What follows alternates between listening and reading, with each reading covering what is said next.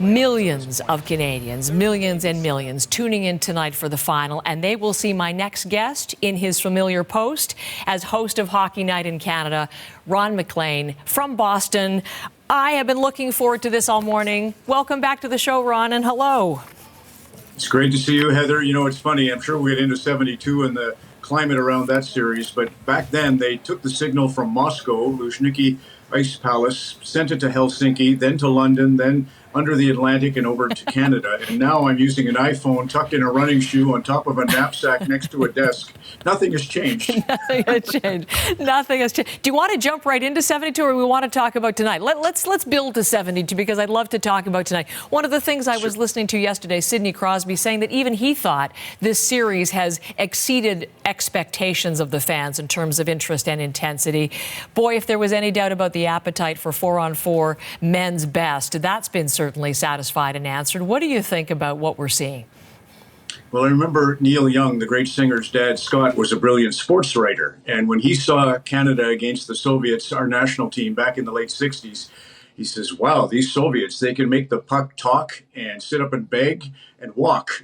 He was so impressed with skills, and now all of the teams have it. That, you know, John Cooper, the head coach of Team Canada, said at his presser yesterday, the Finns had every reason to just lie down and go to Cabo or Bermuda, trailing 4-0 against Canada, but they found a way to make that a great game. And all four teams have given us an amazing show, a show of skill that starts with that 72 series. But like 72, this one's charged a little bit because of the geopolitics surrounding the game itself. And you know, from having done so many Olympics, Heather, I'm receiving, like as an example, this letter. This is an old-fashioned actual letter mailed to me from Owen Sound, no less. Jim Anglin set a poem for Jim Anglin set a poem for Jordan Binnington, and John Angus MacDonald from the Maritimes sent me his new song, Bloody Light, the Trues, and everybody's chiming in, you know, filled with Canadian pride and with hockey stories to help set the table. Well, we're getting some of them here this morning, and I had some earlier last hour from Ken Dryden. If you want to talk 72, you want to hear Ken Dryden talk about it. And he really did agree that this is, you know, there are the parallels because it's transcending hockey. It's into a whole different realm. I'm wondering if you're getting a sense of that there, but also if you feel like the players are, and if they're aware of it and it's affecting them at all. Well, I'm sure they are to a degree. I mean, they're not unaware of what's going on in the world, and yet your focus has to be so razor thin in an event like this. You can't really allow yourself the white noise. So I'm sure they're a little bit in a, you know, their own little cocoon. But it's all around us. There's no question about that. And Ken Dryden, you know, he was maybe he told you this, but the Penticton V's were there to restore our honor at the World Championships in West Germany in 1955, after the Soviets won for the first time the Worlds in '54. And it was so important that we sent Hockey Night in Canada's Foster Hewitt to West Germany to do the broadcast. And that kind of whetted the appetite for Ken. And then he played in the World Championships in Stockholm when Czechoslovakia met the Soviets, right, the first thing to happen after the invasion. And he remembers seeing the two games, then Czechoslovakia against the Soviet Union. Czechoslovakia won them both, and after the second game, they went down on the ice and placed their ears on the ground. And that was their way of showing everybody watching. They were listening to see if the Soviets were turning off the oil supply to Czechoslovakia. So he had seen it and then went into it, you know, the crosshairs of 72, and just an amazing ambassador for our game, Ken. We had such a great conversation, and he was telling me, Ron, that he thinks the booing that we've been hearing at the national anthems, he thinks it's, you know, one of the rare opportunities where fans can really express how they feel about things. So there's no problem with it if that's what they are so inclined to Me do. too. Where do you fall?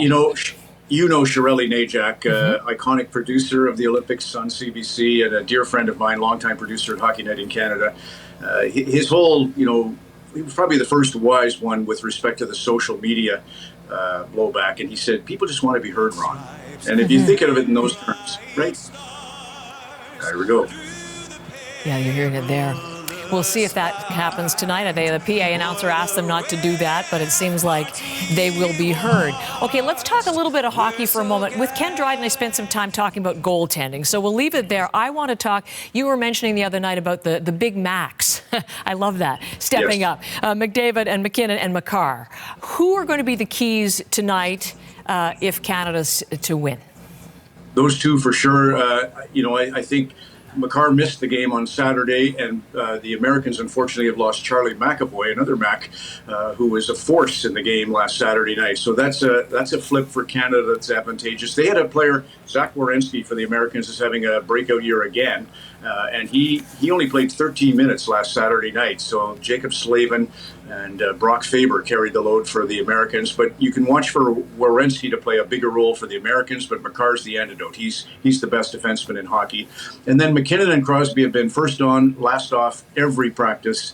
They're totally dialed in. I'll tell you a story. I don't know if I have time tonight, but back after the explosion in 1917 in Halifax, the first response was from the city of Boston. The Maritimes and New England had that connection. They were trading partners. Anyway, Boston sent a train filled with doctors and nurses and Red Cross workers and supplies. It was a blizzard, so it didn't get there for 2 days, but that was serendipity because they were able to spell off the Maritimes doctors, and they did an amazing job. And after that, every year, Nova Scotia has sent Boston a Christmas tree, 50-foot balsam fir, and it's in Boston Common.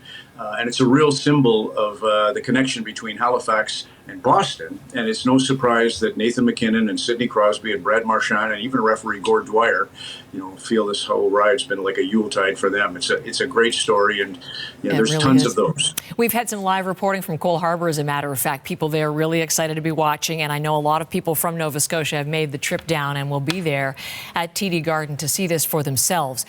When you speak about Olympic moments and you think back to 2010, last time we saw this best-on-best between Canada and U.S. in the men, and we know how that ended with the golden goal and Sidney Crosby. What happens if something similar happens tonight? What do you think this does for national pride, Ron?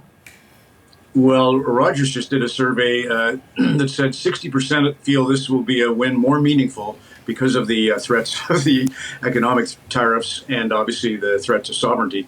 So there will be an outpouring very similar. I remember it was a big debate in Vancouver. We didn't do those games. As you know, Heather, it was a CTV consortium. But I recall when the goal went in, the biggest decision that CTV had to make was, do we stay with the player celebrations or do we cut to the ongoing celebrations in the streets and in the communities around Canada, which was ultimately what they decided to do, and correctly so. I don't know if we have the wherewithal to get to everybody, but it'll be nice to see the face of hockey. They always say, Heather, Mark Messier is the one who said it, so I shouldn't say they always say.